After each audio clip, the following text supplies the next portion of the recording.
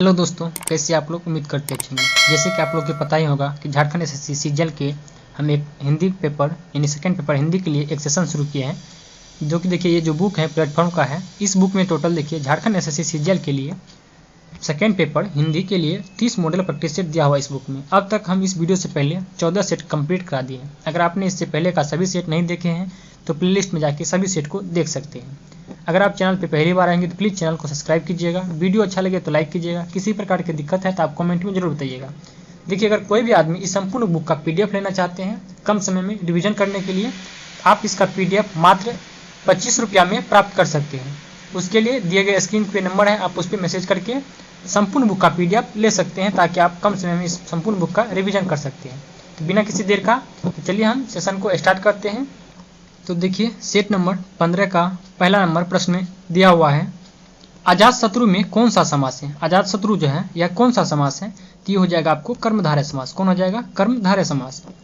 अगला प्रश्न देखते हैं, प्रश्न संख्या 2। किस समास में दोनों पद प्रधान होते हैं? किस समास का दोनों पद प्रधान होते हैं? तो ये हो जाएगा आपको द्वंद्व समास। द्वंद्व समास के दोनों पद प्रधान होते हैं। अगला प्रश्न है, आंख की किरकिरी होना। आंख का किरकिरी होने का मुहावरे का अर्थ क्या होगा? तो इसका अर्थ हो जाएगा आपको कष्टदायक होना। क्या हो जाएगा? आंख का किरकिरी होने का मतलब क्या होता है? कष्टदायक होना। अगला प्रश्न है, काफूर होना मुहावरे का सही अर्थ क्या होगा? इसका आंसर हो जाएगा आपको ऑप्शन नंबर सी, भाग जाना। काफूर होना का मतलब क्या होता है? भाग जाना। अगला प्रश्न, राजपाल में कौन सी संज्ञा है? राजपाल जो है या कौन सी संज्ञा है? यह हो जाएगा आपको जातिवाचक संज्ञा। कौन हो जाएगा? जातिवाचक संज्ञा हो जाएगा। अगला प्रश्न है, आपका घर जिस शहर में है उस शहर का नाम संज्ञा का कौन सा भेद सूचित करता है? तो इसका आंसर हो जाएगा ऑप्शन नंबर ए, यानी कि व्यक्तिवाचक। कौन हो जाएगा? व्यक्तिवाचक हो जाएगा। अगला प्रश्न है, कतिपय हिंदी व्याकरणों द्वारा संज्ञा प्रतिनिधि शब्द का प्रयोग किसके लिए किया जाता है? तो इसका आंसर ऑप्शन नंबर डी हो जाएगा आपको सर्वनाम के लिए। किसके लिए? सर्वनाम के लिए किया जाता है। अगला प्रश्न है, वह स्वतः ही जान जाएगा में सर्वनाम कौन सा है? वह स्वतः ही जान जाएगा में वह जो है वह कौन सा सर्वनाम है? ये हो जाएगा आपको निजवाचक सर्वनाम। कौन हो जाएगा? निजवाचक सर्वनाम हो जाएगा। अगला प्रश्न देखते हैं, प्रश्न संख्या 9। कर्म कारक के लिए प्रयुक्त होने वाला चिन्ह कौन सा है? कर्म कारक के लिए प्रयुक्त होने वाला चिन्ह कौन होगा? तो ये हो जाएगा को हो जाएगा को। अगला प्रश्न है, चूहा बिल से बाहर निकला में कौन सा कारक? देखिए, बिल से निकल रहा मतलब क्या हो रहा? अलग हो रहा। जब भी अलग होने का बात होगा तो आप याद रखिएगा क्या हो जाएगा? अपादान कारक। कौन हो जाएगा? अपादान। अगला प्रश्न, स्वगुना लंबा में विशेषण का कौन सा भेद है? स्वगुना लंबा में कौन सा विशेषण का गुण है? तो ये हो जाएगा आपको आवृत्तिवाचक विशेषण। कौन हो जाएगा? आवृत्तिवाचक विशेषण हो जाएगा। अगला प्रश्न है, उत्साह शब्द का विशेषण क्या है? उत्साह शब्द का विशेषण क्या है? तो ये हो जाएगा आपको उत्साहित। क्या हो जाएगा? उत्साहित। अगला प्रश्न, बच्चे गाना गा चुके हैं, इस वाक्य में मुख्य क्रिया पहचाने। तो इसका आंसर ऑप्शन नंबर सी हो जाएगा आपको गाह। क्या हो जाएगा? ऑप्शन नंबर सी गाह हो जाएगा। अगला प्रश्न है, अब पढ़कर क्या होगा, इस वाक्य में कौन सी क्रिया है? तो इसका आंसर ऑप्शन नंबर ए हो जाएगा आपको पूर्वकालिक। क्या हो जाएगा? पूर्वकालिक क्रिया। अगला प्रश्न, साहित्यिक अपभ्रंश को पुरानी हिंदी किसने कहा था? साहित्यिक अपभ्रंश को जो है पुरानी हिंदी किसने कहा था? तो ये कहा था आपको रामचंद्र शुक्ल ने कहा था। किसने? आचार्य रामचंद्र शुक्ल। अगला प्रश्न, महावीर प्रसाद द्विवेदी को किस वर्ष सरस्वती पत्रिका के संपादक के रूप में नियुक्त किया गया?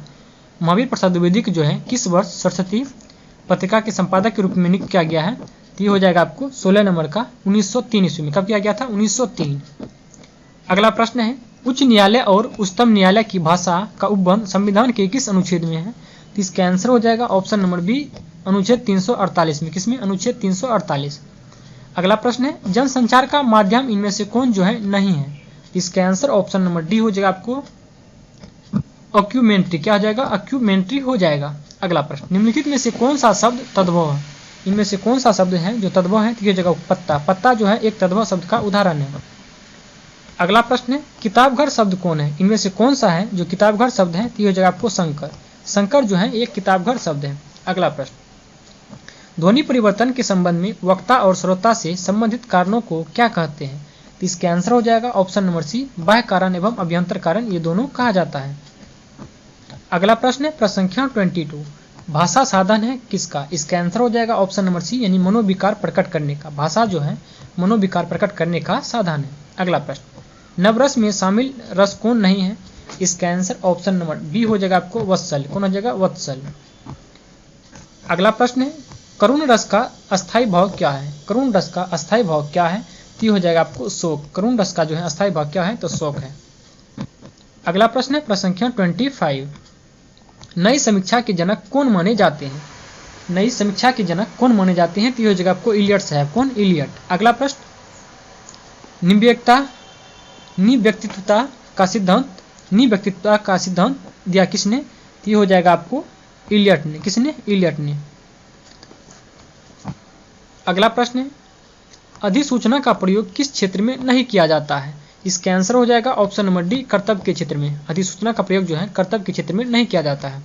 अगला है कैप्शन के लिए हिंदी में या परिभाषित शब्द का प्रयुक्त होता है किसके लिए? इसका आंसर ऑप्शन नंबर बी हो जाएगा आपको शीर्षक के लिए। क्या हो जाएगा? शीर्षक यानी कि कैप्शन।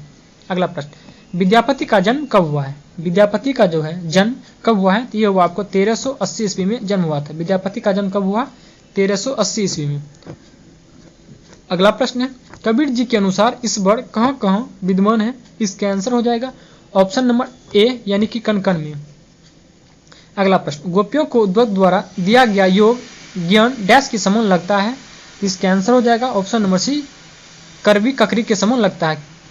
अगला प्रश्न है कवि सूरदास के गुरु कौन थे? कबीर सूरदास जो है इसके गुरु कौन थे? तो ये हो जाएगा आपको हरिदास। यानी कबीर सूरदास के गुरु का नाम क्या था? हरिदास था। अगला प्रश्न है तुलसीदास ब्रजभाषा का उपयोग किसके लिए करते हैं? तो इसका आंसर ऑप्शन नंबर डी हो जाएगा आपको गीति काव्य के लिए। किसके लिए? गीति काव्य।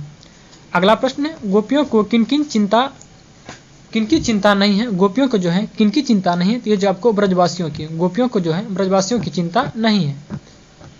अगला प्रश्न है शिवराज भूषण किसकी कीर्ति है? शिवराज भूषण जो है या किसकी कीर्ति है? तो ये हो जाएगा आपको भूषण जी की। शिवराज भूषण की कीर्ति है। अगला प्रश्न विद्यापति ने अपनी व्यक्ति भावना की अभिव्यक्ति किन किन देवी देवताओं के प्रति की है? तो ये हो जाएगा आपको कृष्ण, शंकर, कृष्ण, भैरवी, ये सभी इनमें से सभी हो जाएंगे। अगला प्रश्न कबीरदास की दृष्टि में सर्वप्रथम प्रगम्य कौन है? इसका आंसर ऑप्शन नंबर ए हो जाएगा आपको गुरु। कबीरदास की दृष्टि में सर्वप्रथम प्रगम्य कौन है? तो ये हो जाएगा उनके गुरु। अगला प्रश्न सूरदास की गोपियों की आंखें भूखी हैं किसके लिए? तो इसका आंसर हो जाएगा ऑप्शन नंबर ए हरिदर्शन के लिए। क्या? हरिदर्शन की। अगला प्रश्न राम सतसई और हनुमान बाहु के रचयिता कौन है? तो इसका आंसर हो जाएगा ऑप्शन नंबर बी सूरदास। यानी कि राम सतसई और हनुमान बाहु के रचयिता कौन है? तो सूरदास है। अगला प्रश्न है बिहारी लाल किस युग के कवि थे? बिहारी लाल जो है या किस युग के कवि थे? तो ये हो जाएगा आपको ऋतु युग के। बिहारी लाल ऋतु युग के कवि थे। अगला प्रश्न छत्रसाल दशक के रचनाकार कौन है? छत्रसाल दशक के रचनाकार कौन है? तो ये हो जाएगा आपको भूषण जी। कौन हो जाएगा? भूषण। अगला प्रश्न है प्रश्न संख्या 42 में देखिए प्रश्न दिया हुआ है लागती लपिक कंठ बेरिन के नागिन सी लागती लपकी कंठ बेरिन के नागिन सी में कौन सा अलंकार है? इसके आंसर ऑप्शन नंबर ए हो जाएगा आपको अनुप्रास अलंकार। कौन हो जाएगा? अनुप्रास अलंकार हो जाएगा। अगला प्रश्न है भारतेंदु जी के नाटक साहित्य को कितने भागों में विभक्त किया गया है? तो ये हो जाएगा आपको 3 भागों में। कितने? 3 भागों में। अगला प्रश्न भारतेंदु युग को कहा जाता है कौन सा युग? भारतेंदु युग को कहा जाता है नवजागरण काल, आधुनिक काल, गद्य काल, ये सभी युग कहा जाता है। अगला प्रश्न है मानते हैं जो कला को काल के अर्थ ही स्वर्णार्थी करते कला के व्यर्थ ही किसकी पंक्ति है? इसके आंसर ऑप्शन नंबर ए हो जाएगा। यह पंक्ति जो है मैथिली शरण गुप्त की है। किसकी? मैथिली शरण गुप्त। अगला प्रश्न निराला जी का जन्म कहाँ हुआ? निराला जी जो है इसका जन्म कहाँ हुआ? तो ये हो जाएगा आपको महिसादल के मेदिनीपुर जिले में हुआ है। अगला प्रश्न सुमित्रानंदन पंत का युग क्या है? सुमित्रानंदन पंत जो है या किस युग से थे? ये हो जाएगा आपका छायावादी युग। कौन हो जाएगा? छायावादी युग के कवि थे सुमित्रानंदन पंत। अगला प्रश्न अनामिका नाम से प्रथम काव्य संग्रह किस ईस्वी में प्रकाशित हुआ? ये हो जाएगा आपको 1923 ईस्वी में अनामिका नामक प्रथम काव्य संग्रह का प्रकाशन हुआ है। अगला प्रश्न पंत की प्रतिवादी चेतना से प्रभावित काव्य की कृतियां कौन है? ये हो जाएगा आपको युगवाणी, ग्राम, युगांतर, ये सभी हो जाएंगे। अगला प्रश्न प्रसाद जी किस रचना से उनकी जिज्ञासा का दर्शन करने लगा? इसका आंसर ऑप्शन नंबर सी हो जाएगा आपको चित्रधार से। किससे? चित्रधार। अगला प्रश्न है दिनकर जी कब राज्यसभा के सदस्य से त्यागपत्र देकर भागलपुर विश्वविद्यालय के वाइस चांसलर बने। ये हो जाएगा आपको सन 1964 ईस्वी में। कब? सन 1964। अगला प्रश्न है, प्रयाग महिला विद्यापीठ के बाद महादेवी ने किस पद को सुशोभित किया? ये हो जाएगा आपको, ये जो है प्रयाग महिला विद्यापति कुलपति पद पर आसीन हुई थी, यानी 52 की ऑप्शन नंबर ए बिल्कुल करेक्ट हो जाएगा।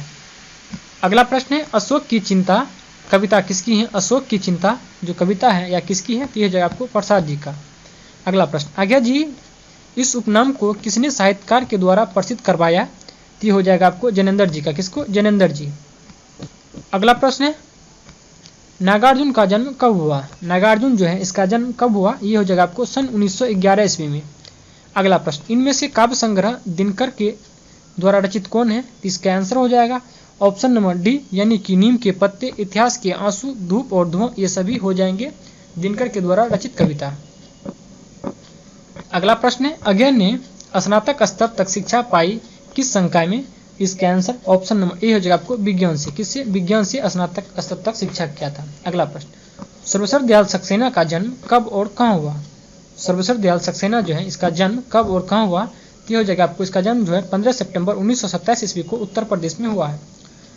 कब हुआ? 15 सितंबर 1927 ईस्वी को उत्तर प्रदेश। अगला प्रश्न, धूमिल के किस पन का नाम सुदामा पांडे है? धूमिल का जो है किस पल का नाम जो है सुदामा पांडे है? तो उनके बचपन का नाम सुदामा पांडे है। अगला प्रश्न, केदारनाथ अग्रवाल पर लिखे गए ओ जन मन के सगज तितेरे शीर्षक कविता किसने लिखी है? तो ये हो जाएगा आपको नागार्जुन। किसने लिखा है? नागार्जुन ने लिखा है। अगला प्रश्न है, मैं नया कवि हूँ इसी से जानता हूँ सत्य की चोट बहुत गहरी होती है, किनकी पंक्तियां हैं? तो ये हो जाएगा आपको सर्वेश्वर दयाल सक्सेना की यह पंक्तियां हैं। अगला प्रश्न है प्रश्न संख्या 62, रोपी से उठी हुई आंखों ने मुझे क्षण भर टटोल और फिर जैसे बिताया हुए स्वर में उपयुक्त पंक्तियां धूमिल की किस कविता से हैं? तो ये हो जाएगा आपको मोचीराम से। किससे? मोचीराम कविता से यह कथन लिया गया है। अगला प्रश्न है, किसने कहा भारतेंदु जी ने जिस प्रकार हिंदी गद्य की भाषा का परिष्कार किया उसी प्रकार काव्य की ब्रजभाषा का भी? इसका आंसर ऑप्शन नंबर सी हो जाएगा आपको आचार्य रामचंद्र शुक्ल ने कहा है। किसने कहा था? आचार्य रामचंद्र शुक्ल। अगला प्रश्न है, मैथिली शरण गुप्त का जन्म कब हुआ था? मैथिली शरण गुप्त का जन्म कब हुआ था? तो ये हो जाएगा आपको सन 1886 ईस्वी में मैथिली शरण गुप्त का जन्म हुआ। अगला प्रश्न है, माला अपनी गाय होड़ी को कितने रुपये में दिया था? तो ये हो जाएगा आपको 80 रुपये में। कितना? 80 रुपये में दिए थे, यानी 65 का ऑप्शन नंबर डी बिल्कुल सही हो जाएगा। अगला प्रश्न, तहसीलदार की बेटी किस रोग से ग्रसित थी? तहसीलदार की जो बेटी है उसको कौन रोग थी? तो यह जगह आपको मिर्गी थी। अगला प्रश्न, सिपाल गणगौं का संबंध हिंदी के किस प्रसिद्ध उपन्यास से है? तो ये हो जाएगा आपको राग दरबारी से। किससे? राग दरबारी से। अगला प्रश्न है प्रश्न संख्या 68, गोबर का पूरा नाम क्या था? इसका आंसर हो जाएगा ऑप्शन नंबर ए गोवर्धन दास हो जाएगा। अगला प्रश्न, महंत साहब के मठ का कानूनन महंत कौन होगा? इसका आंसर ऑप्शन नंबर सी हो जाएगा आपको रामदास। कानूनन महंत कौन होगा? तो रामदास होगा। अगला प्रश्न है प्रश्न संख्या 70, निम्नलिखित में से राग दरबारी उपन्यास का मुख्य केंद्र बिंदु क्या था? इसका आंसर हो जाएगा ऑप्शन नंबर सी, यानी कि छंगामल इंटरमीडिएट कॉलेज और सिपालगंज गांव, ये दोनों हो जाएंगे। अगला प्रश्न है, भारतेंदु का प्रथम नाटक माना जाता है किसको? इसका आंसर ऑप्शन नंबर बी हो जाएगा आपको विद्यासुंदर, यानी भारतेंदु का प्रथम नाटक विद्यासुंदर को माना जाता है। अगला प्रश्न, ध्रुपसमनी नाटक के प्रथम अंक में कुल कितने गीत हैं? इसका आंसर ऑप्शन नंबर डी हो जाएगा आपको भारतेंदु नाटक के प्रथम अंक में टोटल 2 अंक हैं, 2 गीत हैं। कितना? 2 गीत। अगला प्रश्न, सावित्री के बॉस का नाम क्या था? सावित्री के बॉस का नाम क्या था? तो यह हो जाएगा आपको जुनेजा जी। कौन सा? जुनेजा। अगला प्रश्न, भारत दुर्दशा में मदिरा को किसकी कन्या माना गया? तो हो जाएगा आपको भगवान सोम का। किसका? भगवान सोम को मदिरा का कन्या माना गया। अगला प्रश्न है, रामगुप्त जो है किस प्रकार का शासक था? ये हो जाएगा आपको मद्दप और विलासी प्रकार के शासक था। अगला प्रश्न, सिंघानिया विश्वविद्यालय में साहित्य सभा में किस पद पर था? इसका आंसर हो जाएगा ऑप्शन नंबर सी, मंत्री के पद पर। सिंघानिया जो है विश्वविद्यालय में मंत्री के पद पर था। अगला प्रश्न है, शराबी के फटे कंबल के नीचे क्या मिला था? इसका आंसर हो जाएगा ऑप्शन नंबर बी, पराठे का टुकड़ा मिला था। अगला प्रश्न, ठाकुर का कुआं प्रेमचंद के किस कथा संग्रह से लिया गया है? तो इसका आंसर ऑप्शन नंबर बी हो जाएगा आपको, मानसरोवर के भाग फर्स्ट से लिया गया। किससे? मानसरोवर के भाग प्रथम से। अगला प्रश्न, कहानी के अनुसार नीलम देश की राजकन्या में कितने महल हैं? तो ये हो जाएगा आपको 3 महल है। कितने? 3 महल। अगला प्रश्न, परिंदे संग्रह में संकलित कहानियां की संख्या कितनी है? तो इसका आंसर हो जाएगा ऑप्शन नंबर सी यानी कि 7 गो है। कितना? परिंदे कहानी में संकलित कहानियों की संख्या टोटल कितना है? तो 7 है। अगला प्रश्न है, वासवानी की पत्नी वासवानी को शाम को कहाँ चलने को कही? तो ये हो जाएगा आपको, शाम को जो है उन्हें कहाँ चलने को कहा था? तो ये कहा था परमिला के घर। कहाँ पे? परमिला के घर चलने को कहा था। अगला प्रश्न है प्रश्न संख्या 82, वापसी कहानी में पात्र कौन कौन है? तो इसका आंसर हो जाएगा ऑप्शन नंबर डी यानी कि गजाधर बाबू की पत्नी, गजाधर बाबू, बसंती अमर की पत्नी, ये सभी हो जाएंगे। यानी 82 का ऑप्शन नंबर डी बिल्कुल सही है। अगला प्रश्न, यशपाल ने लखनवी अंदाज में किस वर्ग का व्यंग और कटाक्ष किया था? तो ये हो जाएगा आपको ऑप्शन नंबर ए, सामंती वर्ग का। किसका? सामंती वर्ग का किया था। अगला प्रश्न, ये लोग इतने अच्छे और बेईमान हैं, यह कथन किसका है? तो ये हो जाएगा आपको, यह कथन जो है ये कथन है मिसपाल का। किसका? मिसपाल का यह कथन है। अगला प्रश्न है प्रश्न संख्या 85 का देखिए प्रश्न में है, परिंदे कहानी में लतिका से प्रेम का इजहार किस पात्र ने किया था?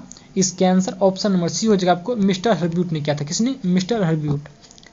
अगला प्रश्न है, इनमें से कौन नई कहानी आंदोलन के त्रय में नहीं गिने जाते हैं? ये हो जाएगा आपको निर्मल वर्मा। कौन? निर्मल वर्मा नहीं गिने जाते हैं। अगला प्रश्न, गजाधर बाबू को सेवानिवृत्त के बाद नौकरी कहाँ मिली थी? यह हो जाएगा आपको सेठ रामजी के चीनी मिल में। अगला प्रश्न है प्रश्न संख्या 88, इनमें से कौन यशपाल की कहानियों का संग्रह है? यह हो जाएगा आपको चिनगाड़ी, धर्मयुद्ध, तर्क का तूफान, ये सभी कहानी किसका है? तो यह जगह यशपाल का। अगला प्रश्न है, मोहन डाकेश की अधिकांश कहानियां अभिव्यक्त करती हैं किस रूप में? तो ये हो जाएगा आपको संबंधों में तनाव और निर्णयहीनता का चित्रण करता है। अगला प्रश्न है प्रश्न संख्या 90, उषा प्रियबंदा का जन्म कब हुआ? उषा प्रियबंदा जो है इसका जन्म कब हुआ है? तो यह जगह आपको 1931 ईस्वी में उषा प्रियबंदा का जन्म हुआ है। अगला प्रश्न है, निम्नलिखित उपन्यास में कौन सा उपन्यास निर्मल वर्मा के द्वारा लिखा गया है? कौन सा उपन्यास है जो इनमें से निर्मल वर्मा के द्वारा लिखा गया है? तो ये हो जाएगा आपको परिंदे। कौन आ जाएगा? परिंदे उपन्यास हो जाएगा। अगला प्रश्न, यशपाल विप्लव पत्रिका का प्रकाशन कब शुरू किया था? यशपाल जो है विप्लव पत्रिका का प्रकाशन शुरू किया था 1938 ईस्वी में। अगला प्रश्न है, पाहन पूजे हड़ी मिले, पाहन पूजे हड़ी मिले तो मैं पूजू परहार, उपयुक्त पंक्ति जो है यह किसकी है? ये हो जाएगा आपको कबीर का। किसका? कबीर का। अगला प्रश्न, महाराष्ट्र के भक्तों ने किनका नाम सबसे पहले आता है? महाराष्ट्र के भक्तों में किनका नाम जो है सबसे पहले आता है? तो ये जाएगा आपको नामदेव का। किसका? नामदेव। अगला प्रश्न है, निम्नलिखित में से कासिम शाह की रचना किसने की? इसका आंसर हो जाएगा, निम्नलिखित में से जो है कासिम शाह की रचना है कौन? तो ये हो जाएगा आपको हंस जवाहिर। कौन हो जाएगा? हंस जवाहिर हो जाएगा। अगला प्रश्न है, तद्भव पत्रिका के संपादक कौन है? तद्भव पत्रिका के संपादक कौन है? तो यह जगह आपको अखिलेश। तद्भव पत्रिका के संपादक कौन है? तो अखिलेश है। अगला प्रश्न है, कोर्ट मार्शल नामक समाज की किस समस्या पर आधारित है? इसका आंसर ऑप्शन नंबर डी हो जाएगा आपको जातिवाद पर। कोर्ट मार्शल समाज जो है जातिवाद पर आधारित है। अगला प्रश्न है, सन्यासी किसकी कृति है? सन्यासी जो है या किसकी कृति है? तो यह जो आपको इलाचंद्र जोशी का। किसका है? इलाचंद्र जोशी का कृति है सन्यासी। अगला प्रश्न है, कर्मनाश की हार किसकी कहानी संग्रह है? कर्मनाश की हार जो है या किसकी कहानी संग्रह है? तो यह जो आपको शिव प्रसाद सिंह की। किसका हो जाएगा? शिव प्रसाद सिंह की हो जाएगा।